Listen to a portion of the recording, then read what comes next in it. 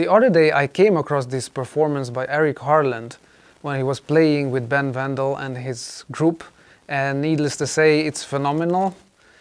And they play this groove which is, you can take it as a fast 5. I like to think about it as 4/4, but on a quintuplet grid, so it's a quintuplet groove he's playing. Check it out.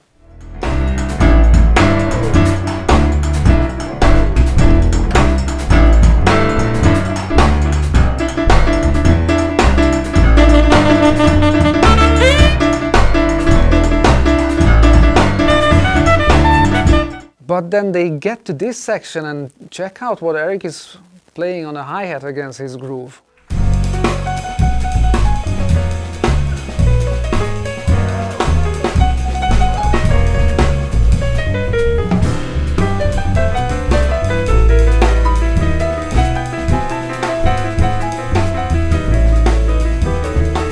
He's playing a group of 4 against his quintuplets, and I'm like, I really want this skill for myself, so I sat down to think about how I could gain this skill. I decided to make this video because I think it's crucial for professional musicians and those who aspire to be professional musicians to be able to solve problems practically instantly, but on definitely a short notice. You can't just wait for other people to tell you what to do and how to do it. You have to figure out ways for yourself to get to the desired results. And I wanted to demonstrate this by showing you a couple of ideas, a couple of exercises I made myself in order to get closer to Eric's skills, or at least this particular one anyway. So let's dive right into it. As a first step, I took one of the 5 stickings, in this case right, left, right, right, left, and basically just stuck with it throughout the whole exercise.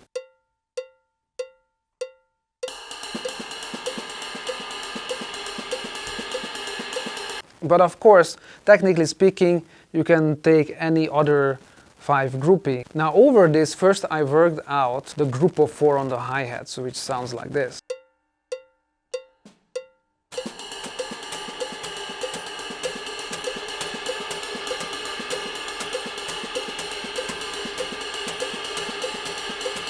And then the next thing what I set out to do is basically just playing 1 bass drum per beat. Each beat would have 1 bass drums on the downbeat first, and then permutate it throughout the grid of 5. So I would have 5 examples of this, right? On the 1, the 2, the 3, 4, and 5, or ta, ke, gi, na, ton, if you will. All of those one by one.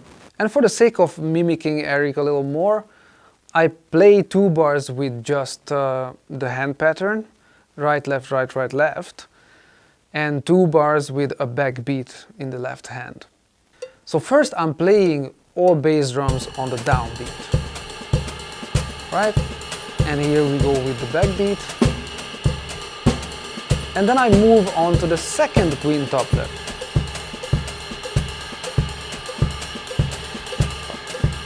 And do the same thing. And then the third one.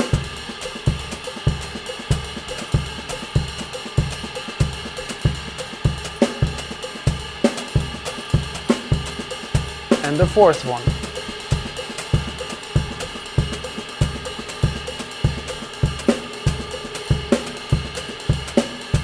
And the fifth one.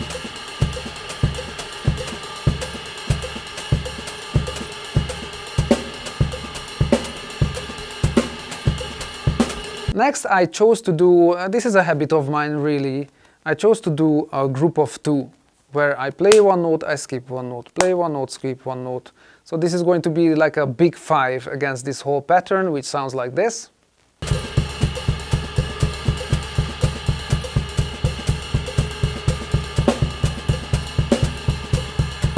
And then I do the opposite polarization of the same, as I like to call it. I skip 1 note, I play 1 note, skip 1 note, play 1 note. Then I have 2 notes next to each other. So I'm gonna do within the quintuplets again. 1, 2, 3, 4, 5. 1, 2, 3, 4, 5. 1, 2, 3, 4, 5. 1, 2, 3, 4, 5. And 1, 2, 3, 4, 5.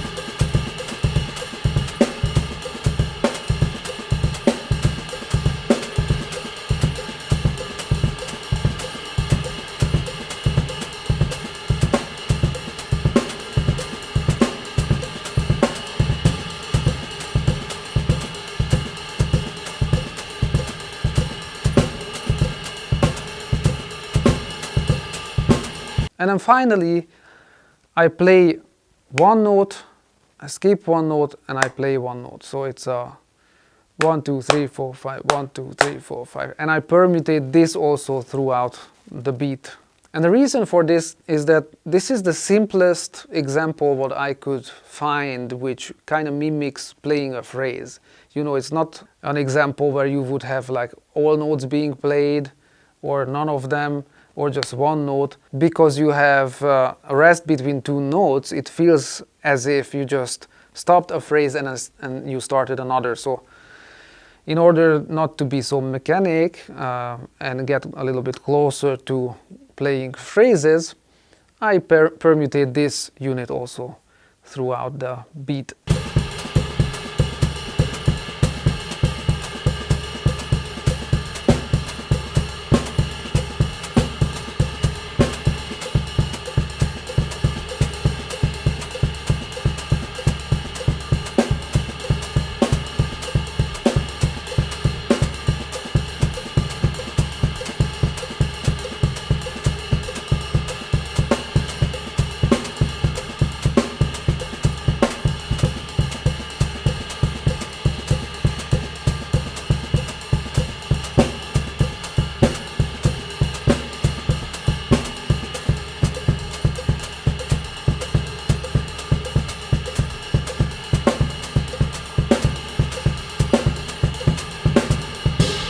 Of course, you would have to work out each and every example carefully, because although against your hand pattern the bass drum always falls at the same spot, but you have the hi-hat also going on, which is kind of rolling over that bass drum pattern and hand pattern of yours.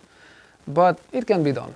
Okay, once all this is done, I'm going to do the same thing with the snare drum.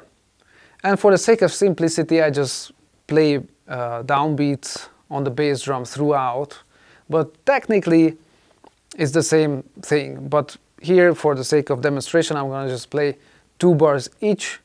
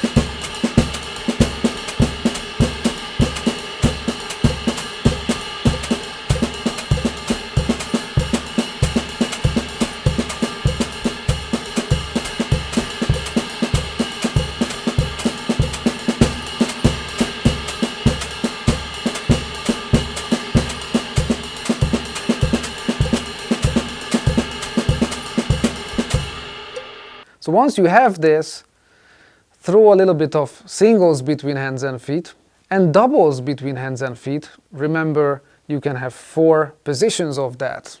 And I think it's very important to think about these as the same thing being played in different positions, as opposed to thinking about it as separate patterns, but maybe I'm gonna make a video about that later also.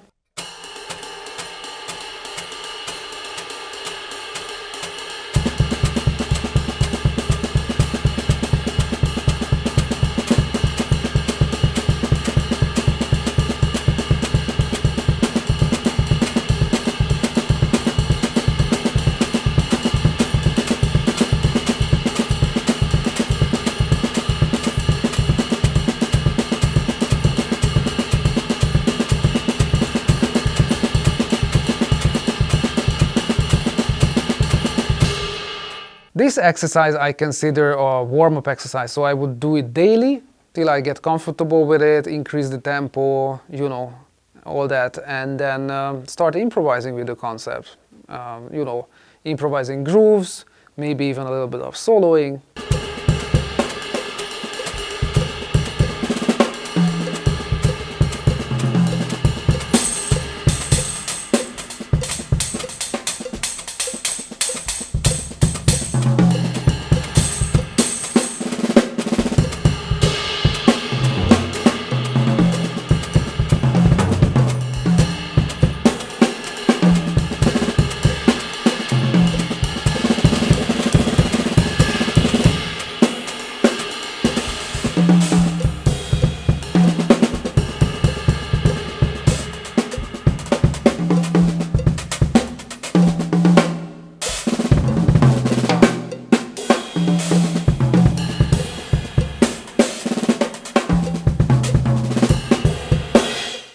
This is my strategy of trying to get closer to what Eric was playing on that particular performance of his, and to really ingest this skill and have it as my own. Anyway, I hope all this was interesting to you and maybe it helped you in some ways. If it did so, please let me know in the comments, and I'll see you in the next one. And remember, keep on hitting things.